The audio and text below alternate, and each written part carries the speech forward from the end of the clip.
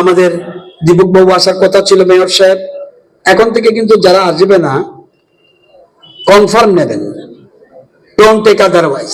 এখানে কোনো চালাকি চতুর নেই, তাহলে চিঠি দিতে হবে। আজকে যদি আমি আমার তো কাজ ছিল, কলকাতা চলে যাচ্ছি, চিঠি দিয়ে জানাবে সরি আমি আসতে পারলাম না। সে যাই হোক, রতননাথ হোক, অফিসার হোক, ব্যুরোক্র্যাট হোক, am right? Say chairman Dipak বাবুজি না বলতে চিঠি দিয়ে জানাবে আমি আসতে পারবো না, সরি। আমার আশা কর্মীদের জন্য শুভেচ্ছা রইল। আমাদের সেক্রেটারি সাহেব আসছে, সাজু সাহেবের কাছে আছে, তবুও এটা ডোন্ট টেক আদারওয়াইজ। এটা আমি কেন আমার জন্য একরকম আরেকজনের জন্য এক নিয়ম হতে পারে, এটা বলা উচিত। শরীফ বাবু এসছে, আমাদের বার্মা সাহেব আসার কথা ছিল, আসেনি, ওনাকে এরকম ভাবে চিঠি দেওয়া উচিত আমি মনে করি।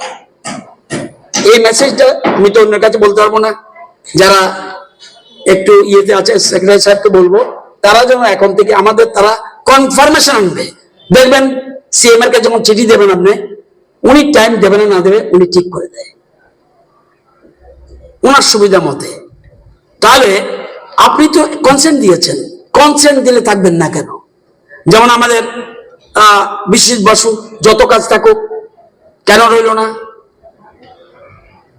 এগুলি চলে না। এটা শুনতে খারাপ লাগবে, আমার কিছু করার নেই। কেউ না কেউ তো বলতে হবে, কেউ সব ডাইজেস্ট করবো, এটা কিভাবে হবে? জরুরি কাজ থাকতে পারে, কিন্তু একদম কনসেন্ট দিতে হবে বা চিঠি দিতে হবে। একটা মেসেজ, আমাদের 5 মিনিট লাগবে, সবাই মেসেজগুলো পড়ে দেবে।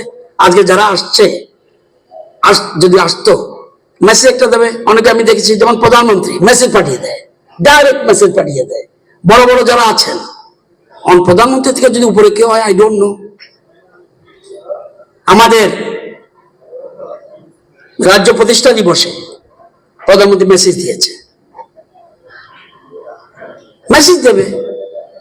যাই হোক,